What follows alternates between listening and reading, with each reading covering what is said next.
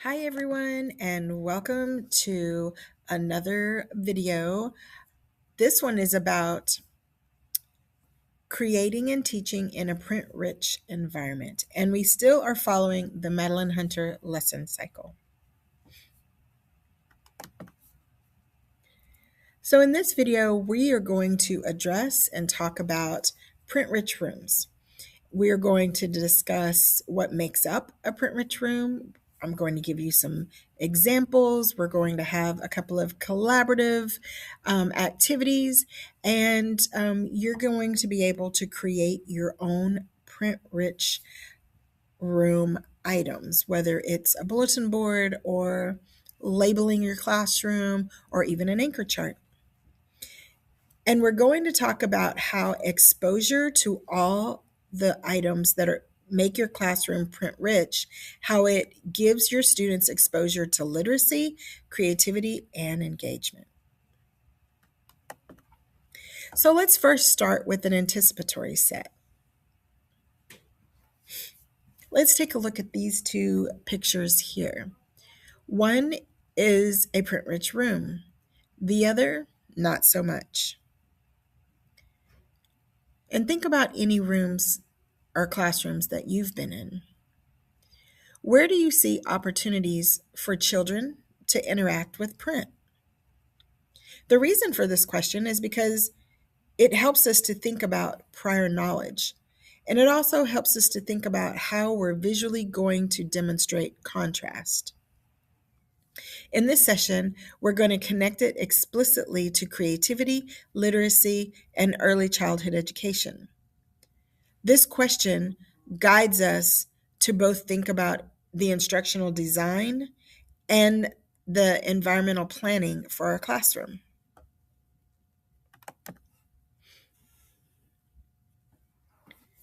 So let's think about print-rich room and about what makes environmental print. We're also going to talk about learning centers and how to make those print-rich areas for our students. And then finally, we're going to connect creativity and multiple intelligences. So you're going to see visuals that will be embedded throughout this video. And if we were in person, we'd have some lively conversations. So print-rich environments, environmental print rooms, and creative learning. A print-rich room, basically, it's an intentional design of your classroom space. And this is where your students are completely surrounded with meaningful and purposeful print that's accessible, that invites interaction, that helps them in more ways with literacy than just decoration. So if we had a vocabulary wall, but the letters and the words are above their line of sight, that wouldn't be very intentional for them. We also want to encourage print-rich rooms that have anchor charts that show our daily routines, that are our learning centers, that promote early literacy by helping students to develop this concept of print, vocabulary, language awareness, and we want them to be confident readers and writers. Think about a dual language school. They have everything labeled in English and in Spanish. Those are print-rich rooms. So now let's think about environmental print. This is real-world print that we can have in our classroom, things that students and children would encounter every day, such as traffic signs, labels, menus, schedules, the schedule of the day, the lunch schedule, the bell schedule. It could be charts. It could be even game cards.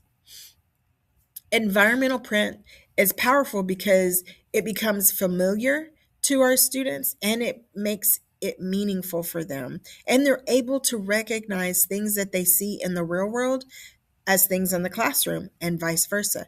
And it helps them to comprehend those environmental print items even more.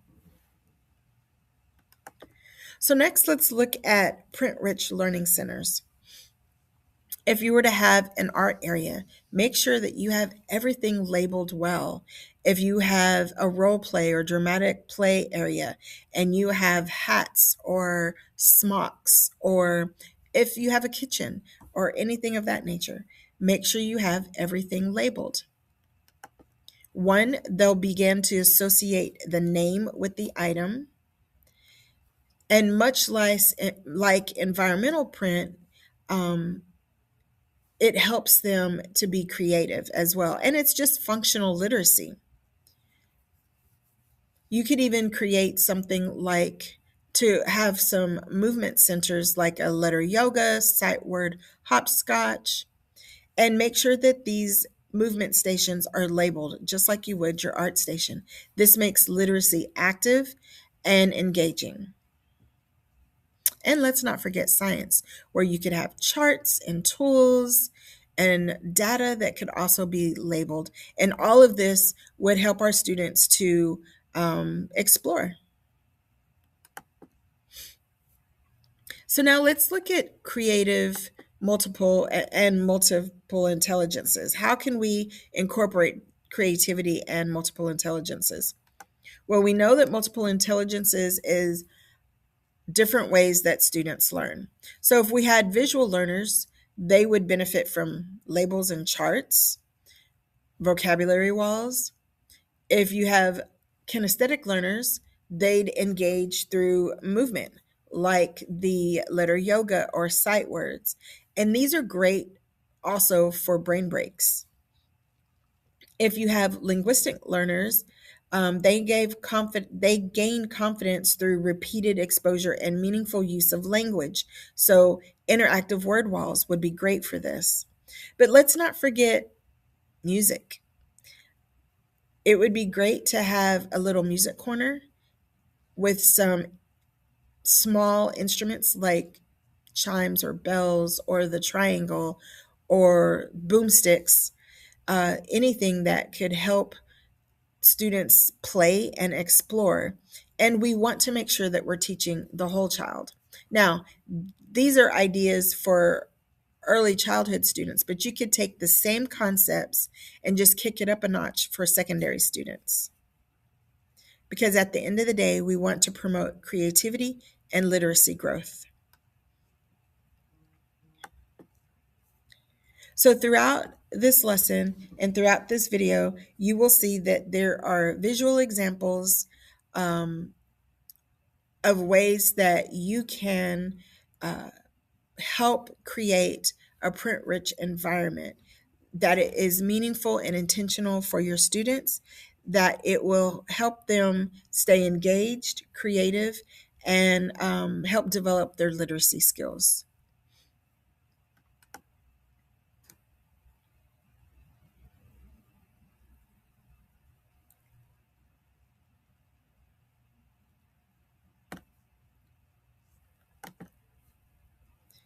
Okay, let's look at modeling now, or if we're following along with the Madeline Hunter lesson cycle. Here are some examples of two centers. Here is a role play center with, instead of kitchen items, it's like the little checkout line where you have open and close signs, you have tablecloths, you have all kinds of things, menus, you have even clothing items. So it's important to label everything, plus it helps you stay a little organized. Then we have an example of a reading nook. Everything is labeled down to even, your lighting. Make sure that everything is labeled. It builds vocabulary, it builds recognition, and it also builds literacy. And remember that all of this is to get our students reading. They're reading when they're looking at the labels. They're reading when they're looking at the menus. So this encourages them to grow as emergent readers. It also helps your ELL learners because everything is labeled, they have visual clues.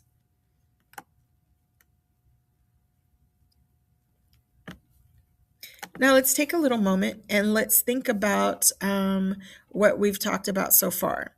So, no matter where you are, if you're with someone or if you're by yourself, stop and think about what a print rich element would most benefit emergent readers and think about why. What do you think would be the most benefit to them? And another question to ask yourself is this an example of a print rich room? Why or why not? Now, I'm not saying don't decorate your classroom or your desk. Of course, do that. But we also want print rich rooms, even in secondary. Now, let's take this a little bit further. If we were in class, I would separate you out into small groups. But since you're watching, just think and imagine that you are in a group. And I want you to choose a classroom center, whether it's reading, even a calming corner, an art center, movement, dramatic play, role play, whatever you would like. And think about all the intentional print items that you would want for this room. Be creative, think outside the box. What could you have in your learning center?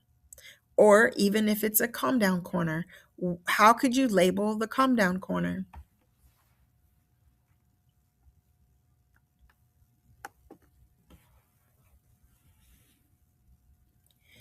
Next, and for those of you who are my students, this is actually going to be your assignment.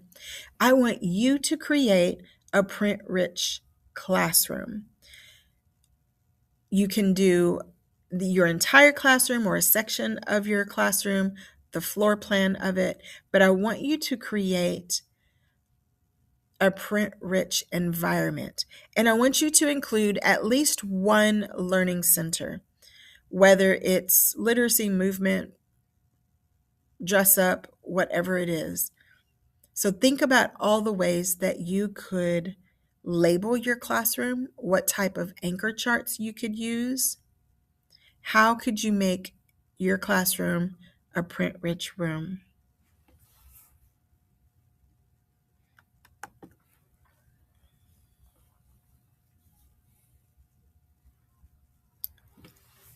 So let's move to assessments.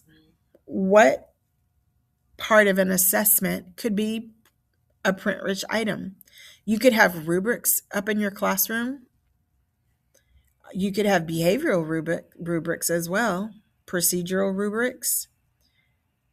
But you could always have a rubric for any assignment, lesson, project, and this lets your students know exactly what to expect. This is what they need to get this grade, or add a few more items to get a better grade, or adding a few more items to get the best grade.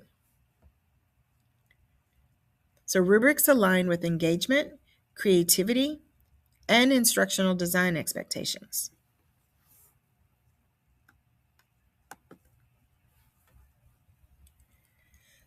So as a closure activity, I want you to complete this sentence.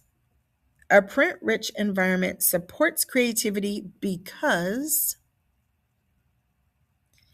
and let's not forget some of the key points. We want print-rich environments that are designed, not accidental. We want them to encourage reading.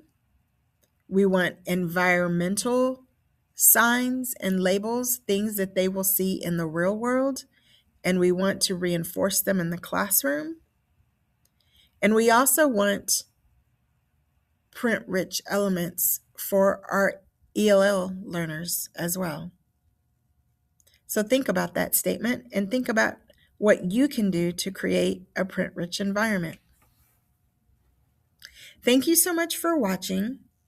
And if you found this video helpful, please be sure to subscribe, like, and comment any other videos you would like to see. Thank you, and I'll see you in class.